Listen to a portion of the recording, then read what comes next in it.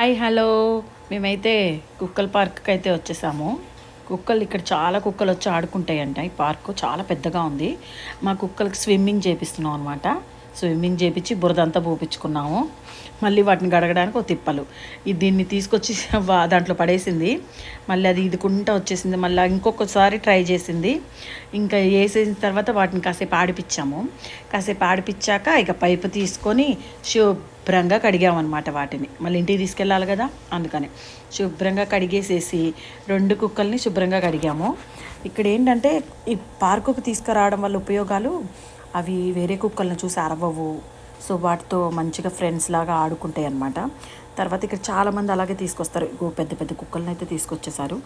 మా కుక్కలు కొంచెంసేపు షౌట్ చేసినాయి, తర్వాత కామ్ అయిపోయినాయి అనమాట. ఇంకా ఫైనల్గా స్నానం చేపించేసాం.